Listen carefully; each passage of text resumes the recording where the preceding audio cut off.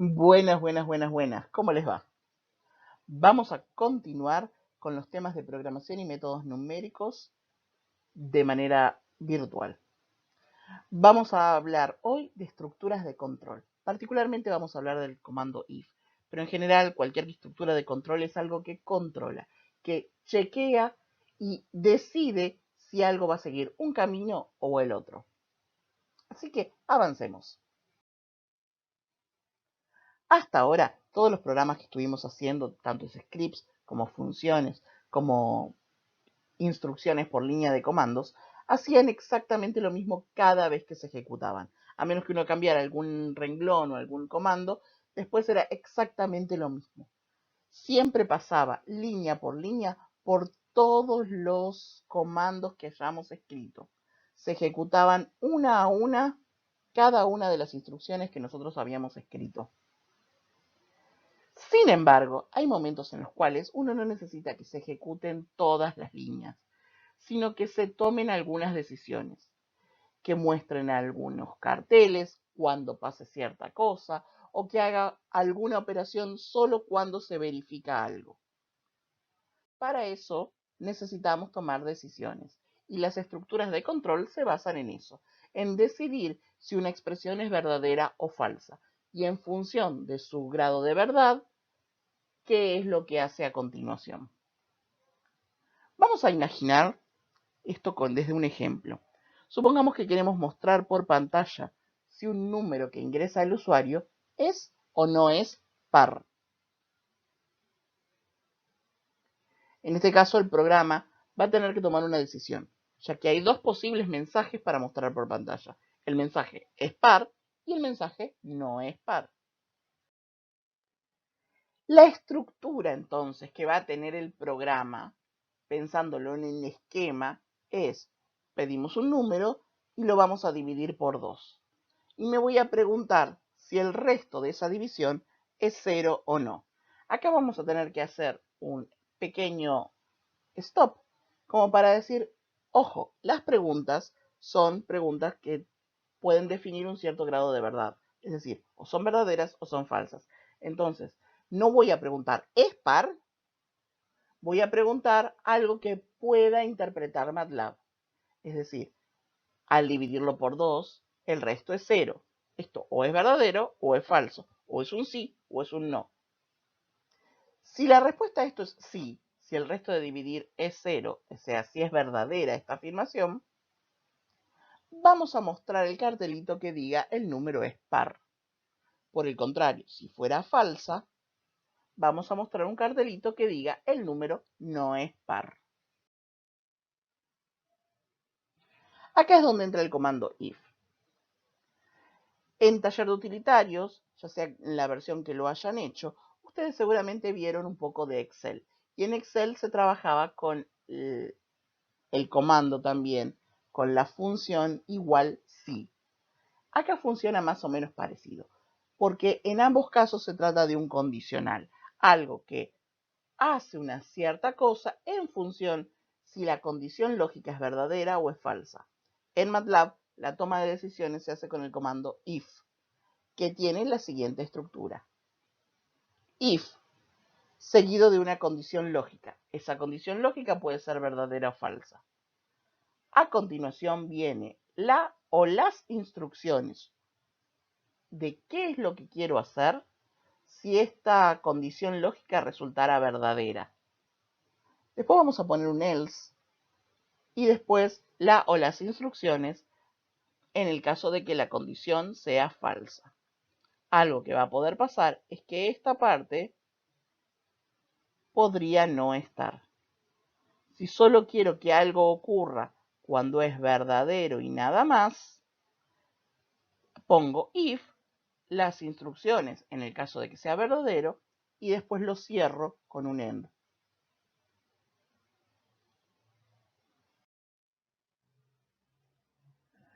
Para las condiciones lógicas, vamos a usar los siguientes operadores. Mayor y menor con los clásicos simbolitos y teclitas de la computadora. Como un solo igual es el que usábamos para asignar valores a alguna variable, Para preguntar si algo es igual, vamos a usar doble igual. El distinto se usa con el simbolito este de la ñ, con el moñito, seguido del igual, mayor igual, menor igual, con esos dos símbolos concatenados entre sí. Si en cambio queremos enganchar condiciones, concatenarlas con un i o con un o, las vamos a enganchar de esta forma. El ampersand para el i y la barra vertical para el o. Dependiendo la versión de MATLAB o de Octave que tengan, puede ser que requieran dos de estos simbolitos, que son las versiones más viejas, o las nuevas ya lo permiten con un solo símbolo, pero con dos también funcionan. Para los que no sepan dónde están en sus teclados, estos símbolos como el moñito de la ñ, el i y el o, acá están los códigos ASCII que corresponden. Alt 126 da el moñito de la ñ. Alt 124 la barrita parada. Y aunque el ampersand suele estar arriba del uno de los números, suele ser el 7, Alt 38 también lo devuelve. Entonces volvamos al ejemplo. Si ahora quiero mostrar por pantalla si un número que ingresa el usuario es par o no, nos queda de esta manera. Primero le vamos a pedir al usuario el número, por eso n input, ingreso un número entero. Luego voy a calcular el resto de la división, al dividirlo por 2, que era lo que habíamos planteado en nuestro esquema. Y luego me voy a preguntar si ese resto es 0 o no. Si es 0, quiero que muestre un cartelito que me diga que el número es par. Si no, que muestre un cartelito que diga que el número es impar o que no es par. Para mostrar el cartelito, ustedes tienen toda la libertad del mundo de usar el fprintf como en este caso, o usar simplemente un div que muestre solo el cartel. Es indistinto. De la misma forma que la opción resto igual a 0 puede ser reemplazada por mod n2 igual a 0. Es decir, meter una función dentro de la otra.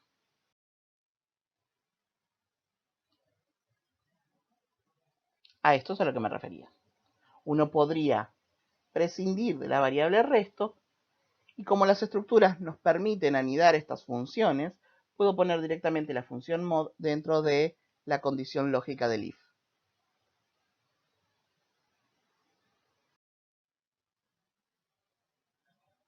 Vamos con otro ejemplo. Realizar un script que le pida al usuario dos números y ahora decida si son iguales o no. Hasta ahí, muy parecido. Pero en el caso que no lo sean, el programa debe decidir cuál es el más grande. Una opción de estructura puede ser pedir los números al usuario, los vamos a llamar, por ejemplo, A y B. Luego preguntar si A es igual a B, si los números son iguales. Si esto es verdadero, muestro un cartelito de que son iguales. Si esto es falso, pregunto, ¿A es mayor a B? Si esta a su vez es verdadera, voy a decir que el mayor es A. Si no, por descarte, porque no hay otra opción, no hace falta volver a preguntar, decimos que el más grande es B.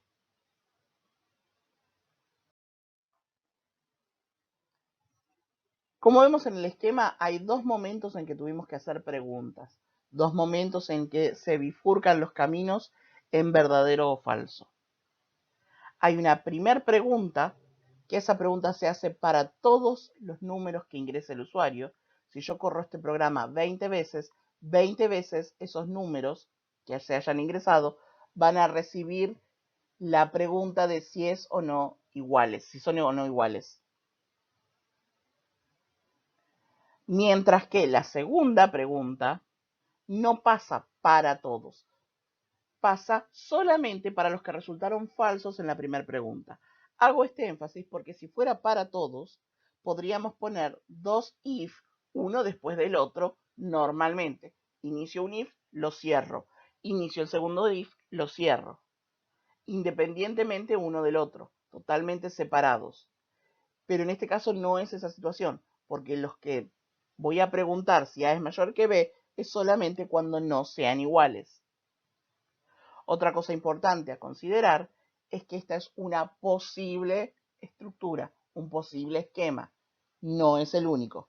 Yo podría empezar preguntando si A es mayor que B, si B es mayor que A, y no empezar preguntando de si son iguales o no, y el orden hacerlo de una manera diferente. Para hacer en particular para programar este esquema, vamos a tener dos opciones. La primera opción, vamos a decir que es anidando sentencias if, es decir, metiendo un if dentro de otro if. Pedimos al usuario los dos números, luego decimos si son iguales, esto me genera el primer if, si esto es verdadero, me muestra este cartelito, si es falso, hago otro if. Si A es mayor que B, si es verdadero, muestra estos cartelitos. Si son falsos, vamos al else. Y algo importante, si yo tengo dos if, tengo que tener dos end. Por cada if va un end.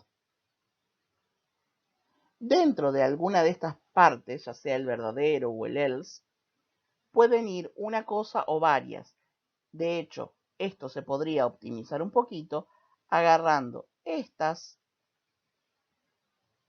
dos instrucciones que son idénticas y que pasan para cualquiera de los dos casos y se podrían escribir una única vez en esta posición.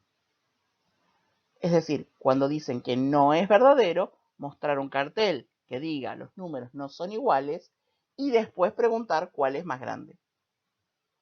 Son distintas alternativas para lo mismo. Otra opción usando algo que se llama else if.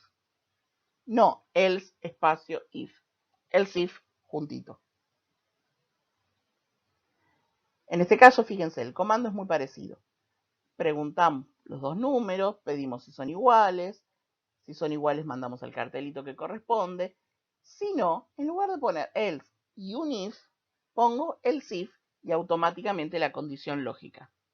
Es igual que el anterior, con la única diferencia que al usar el else if, esto sería si no, fíjate qué. Si no, fíjate sí. Entonces, es como que pregunta sabiendo que está dentro de un else. La diferencia es muy sutil, pero me permite cerrar todo con un solo if. Esto solo lo puedo hacer si la bifurcación está dentro del else. Si está dentro del verdadero, no podría.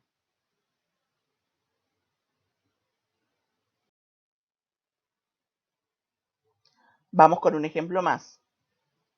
Realizar un script que le pida al usuario dos notas y decida si alguna de ellas es menor a 4.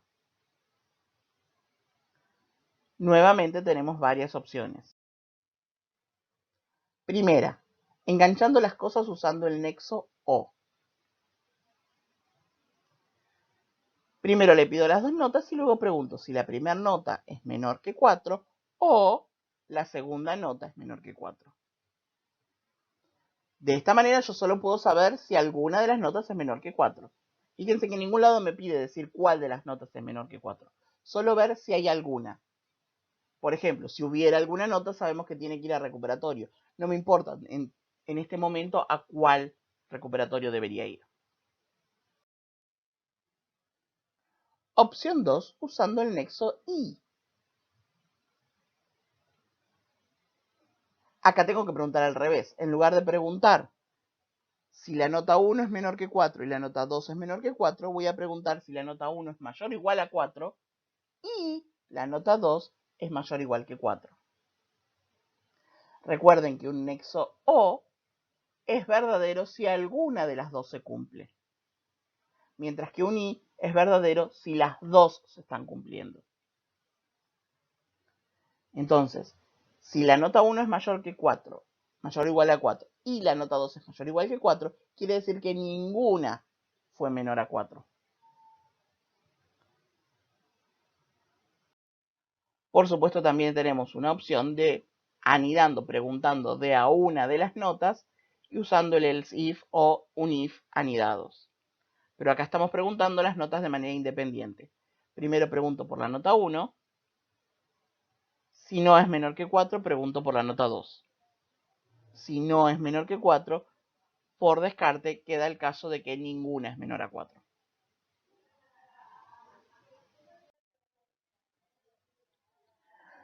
Hay otras opciones para pensarlo, pero en este momento ya están en condiciones de pensarlas solitos. Y ahora cruzar scripts, funciones e if. Así que no más les queda ejercitar, preguntarle a los profes de las prácticas y hacer muchos ejercicios y poner muchas consultas en los foros. Así que a trabajar.